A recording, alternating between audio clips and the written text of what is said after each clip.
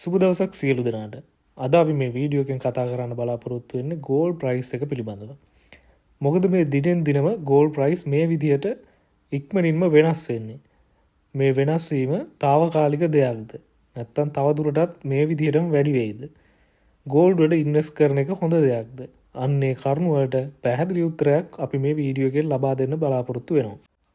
පොඩ්ඩක් මෙන්න මේ chart එක දිහා බලන්න. මේ chart එකෙන් අපිට බලා ගන්න පුළුවන් ගෝල්ඩ් ප්‍රයිස් එක කාලයත් එක්ක මොන වගේ වෙනස් වීමකටද ලක් වෙලා තියෙන්නේ කියලා. මම මෙතනදී රවුන්ඩ් කරලා තියෙනවා ගෝල්ඩ් ප්‍රයිස් ඩ්‍රොප් වෙච්ච අවස්ථාවන් කීපයක්. අපි බලමු මේ ගෝල්ඩ් ප්‍රයිස් එක පොඩ්ඩක් අඩු වෙච්ච අවස්ථාවලදී ලෝකේ මොන වගේ හැසිරීමක්ද වෙලා තියෙන්නේ කියලා. ඉතින් මේ ගෝල්ඩ් ප්‍රයිස් වල හැසිරීමට ගොඩක්ම බලපානවා ඇමරිකානු ආර්ථිකය. ඉතින් මේ අවස්ථාවල් වලදී ඔයාලට පේනවා මේකදී පළවෙනියටම අපිට බලා ගන්න පුළුවන් economic weakness එකක්. Economy has slowed down. මේ කාලේදී ලෝකේ ආර්ථිකය තුල. ඉතින් ඒත් එක්කම ගෝල්ඩ් ප්‍රයිස් එක අඩු වෙලා තියෙනවා. ඊට පස්සේ අපිට බලා ගන්න පුළුවන් 2012 ඉඳන් 2016 විතර වෙනකන් ගෝල්ඩ් ප්‍රයිස් එක අඩු වෙලා තියෙනවා. මේට හේතුව තමයි ඇමරිකාවේ ඉන්ට්‍රෙස්ට් රේට් එක ගොඩක් අඩු අගයක මේ කාලයේදී පවත්වා ගැනීම. Decided to keep the target range for the federal funds rate at 0 to 1/4%. ඊට පස්සේ අපිට බලා ගන්න පුළුවන් ඊළඟ අවසාන වශයෙන්ම ගෝල්ඩ් ප්‍රයිස් එක ගොඩක් ඩ්‍රොප් වෙලා තියෙන්නේ 2020 මේ කොවිඩ් වසංගතයත් සමගම ස්ටොක් මාකට් එක ගොඩක් වෙලාවට කඩාගෙන වැටෙන්න ගත්තා. Had its biggest point drop in history, falling 1190 points. ඒත් සමගම ස්ටොක් ප්‍රයිස් එකත් එක්කම ගෝල්ඩ් ප්‍රයිස් එකත් වැටෙන්න ගත්තා. අන්න ඒ අවස්ථාවන් වලදී තමයි විශේෂයෙන්ම ගෝල්ඩ් ප්‍රයිස් එක සැලකිය යුතු මට්ටමකින් අඩු වෙලා තියෙන්නේ. ඊට පස්සේ බලමු 2025 දී මේ අවුරුද්දේ ගෝල්ඩ් ප්‍රයිස් එක කොච්චරක් වැඩි වෙලා තියෙනවද? ගෝල්ඩ් ප්‍රයිස් එක 124කින් වැඩි වෙලා තියෙනවා. ඉතින් මොනවද මේ 124කින් ගෝල්ඩ් ප්‍රයිස් එක වැඩි වෙන්න තරම් ලෝකයේ සිද්ධ වෙච්ච විශේෂ සිදුවීම්?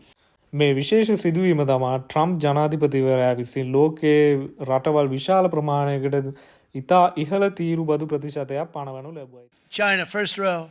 China, 67%. That's tariffs charged to the USA, including currency manipulation and trade barriers. So 67%, I think. තින් විශේෂයෙන්ම චීනයත් සමග තීරුබදු ප්‍රතිශතය ඉතාමත් ඉහළ 135ක 145ක වගේ ඉතා ඉහළ තීරුබදු ප්‍රතිශතයක් චීනය වෙත පවරනු ලැබුවා. ඉතින් ඒත් සමගම චීනය නැවත පෙරලා ඇමරිකානු ආනයනයන් වලට චීනය විසින්ද තීරුබදු වැඩි කරන්න.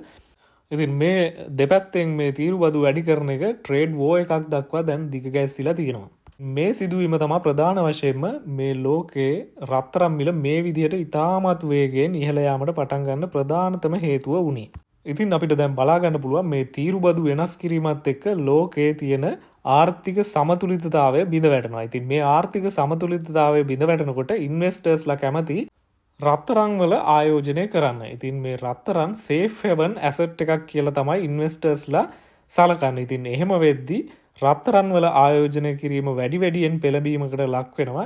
ඉතින් මේ එක්කම රත්තරන් මිල ශීඝ්‍ර ලෙස වැඩිවීමකට ලක් වෙනවා. වගේම තමයි මේ 2025ට කලිනුත් 2022 ඉඳන් රත්තරන් මිල ශීඝ්‍ර ලෙස වැඩි වෙමින් පවතිනවා. ඉතින් මේකට හේතුව තමයි යුක්‍රේනය සහ රුසියාව අතර තියෙන යුද්ධය.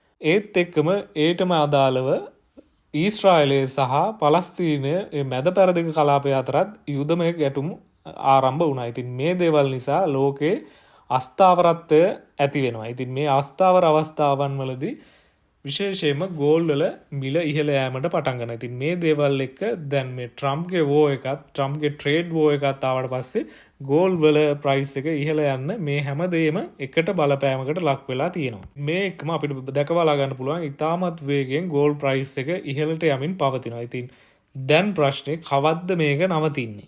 ඉතින් ඔයා හිතන්නේ කවද මේ ගෝල්ඩ් ප්‍රයිස් එක අඩු වෙන්න පටන් ගනීද? ගෝල්ඩ් ප්‍රයිස් එක අඩු වෙන්න නම් අනිවාර්යයෙන්ම වෙන්න ඕන කාරණා දෙකක් තියෙනවා.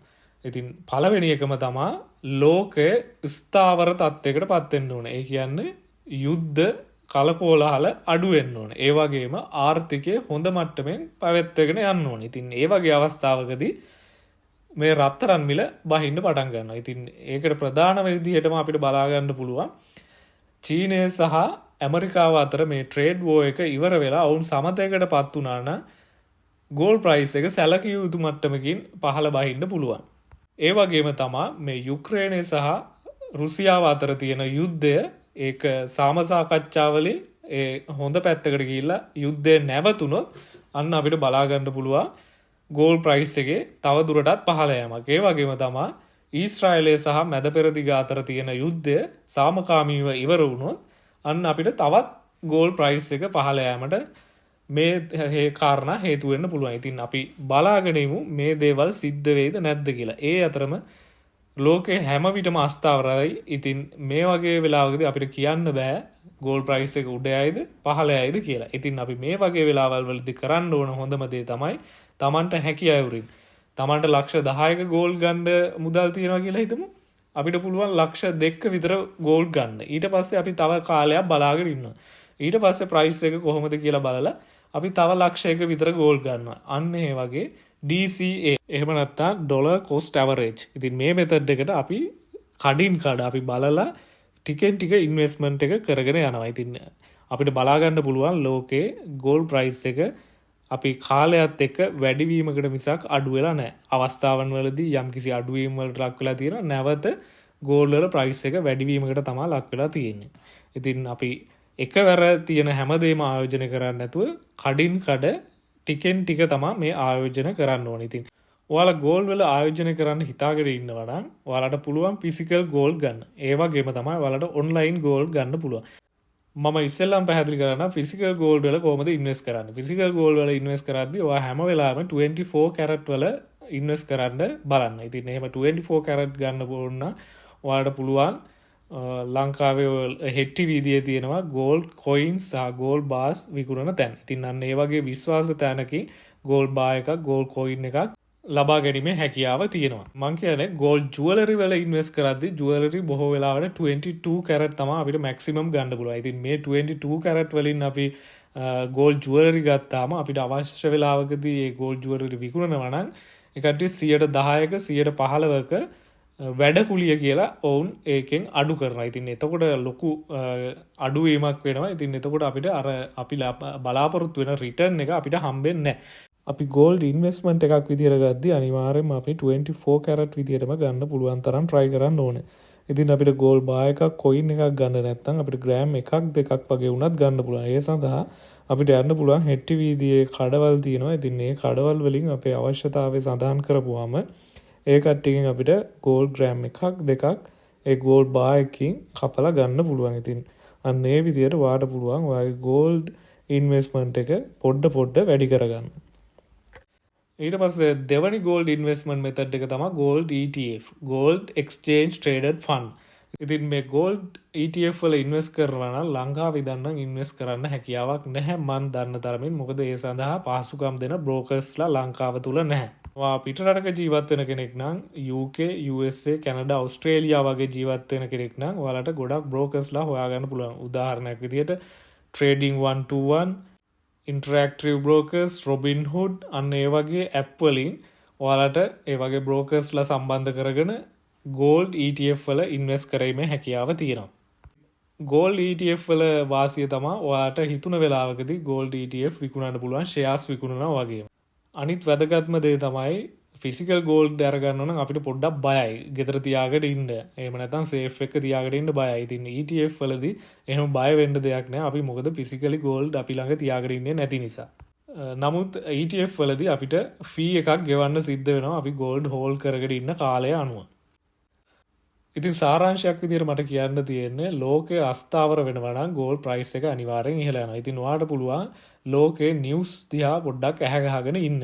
කාරණයක් විදිහට රුසියාව යුක්‍රේනය අතර යුද්ධය. ඒ වගේම තමයි මේ ට්‍රේඩ් වෝ එක. අන්න ඒ දේවල් ගැන හොඳ අවබෝධයකින් ඉන්නවා නම් ඔයාලට කෙටි කාලිනව ගෝල්ඩ් වල ආයෝජනය කරලා ලාභ ලැබීමේ හැකියාව තියෙනවා.